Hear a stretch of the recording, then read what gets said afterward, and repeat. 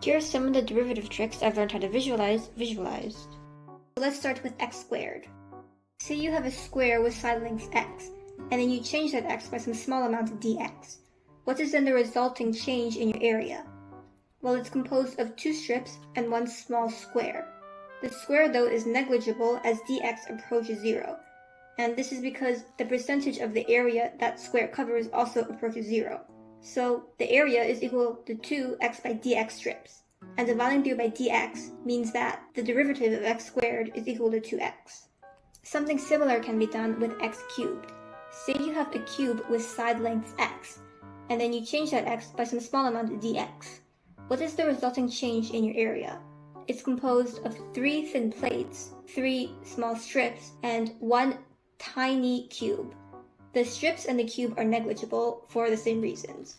And so you have that the total change in area is equal to 3 x by dx plates. And dividing through by dx gives you that the derivative of x cubed is equal to 3x squared.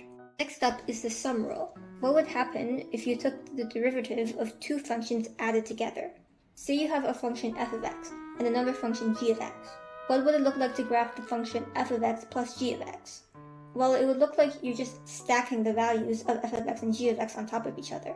And once you see it like that, hopefully you can see that a small change in f of x plus g of x is equal to a small change in f of x plus a small change in g of x. And since the small change in f of x plus g of x is your change in output, then you could just divide by dx to find its derivative. Once you divide by dx, you get that the derivative of f of x plus g of x is equal to the derivative of f plus the derivative of g. It seems pretty intuitive, but when you multiply two functions together and then take their derivatives, this doesn't work. Speaking of which, up next is the product rule. Say you have a rectangle with side lengths f of x and g of x, and then you nudge your input x by some small amount of dx. That would then nudge the side length f of x by some small length df, and nudge the side length g of x by some small amount dg. What is then the resulting change in your area? Well, since the square, or I guess rectangle in this case, is also negligible, you just have one strip that's g of x times df, plus another strip that's f of x times dg. And dividing through by dx gives you that the derivative of f of x times g of x is equal to g of x times the derivative of f plus f of x times the derivative of g. Those are all the rules you need to calculate the derivative of most polynomials, by the way, since you could just calculate the derivative of their individual components and then add them together later. Up next is the chain rule, or what happens when you put one function inside of another function and then try to calculate the derivative. This one's not too complicated, but it is wordy. So let's imagine 3 number lines. One number line plots all the points x. The second number line plots all the points f of x. And the third number line plots all the points g evaluated at f of x.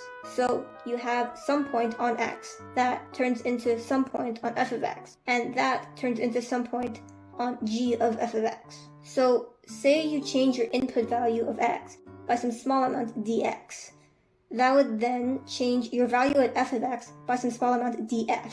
And that would in turn change your value at g of f of x by some value dg. And since you know that the derivative of any function is just the ratio of the tiny nudge in the function's output divided by a tiny nudge in the function's input, then you know that the tiny nudge in the function's input times the derivative is equal to a tiny nudge in the function's output. Or if you put that onto a number line, the derivative is a scaling factor that takes the length of a tiny nudge in its input to the tiny nudge in its output. So the derivative of g of f of x is just the total scaling factor that takes dx to dg, which is just the individual scaling factors multiplied together, or the derivative of f times the derivative of g evaluated at f of x. The last derivatives are going to be sine of x and cosine of x. And just a warning, these are just going to be an intuition and not an actual proof. Let's get started with the graph of sine of x. First question, where is the derivative 0? Well, if the derivative is just a change in y over a very, very small change in x, then the derivative is just a slope of a graph at a very specific point, which is more precisely called the tangent. So the derivative is 0 when the slope of the graph, or the slope of the tangent, is flat. That is all the green points I've marked. The second question is, where is the derivative the highest? Well, that's when the slope of the graph is the highest, which is all the orange points. This last question is, where is it the lowest? Well, that's when the slope is the lowest, which is all the yellow points. And if you end up graphing it, it ends up looking a lot like cos of x. And in fact, it is exactly cos of x. And you could do the same thing to cos of x to figure out that the derivative of cos of x is equal to negative sine of x. And that is it for derivative tricks.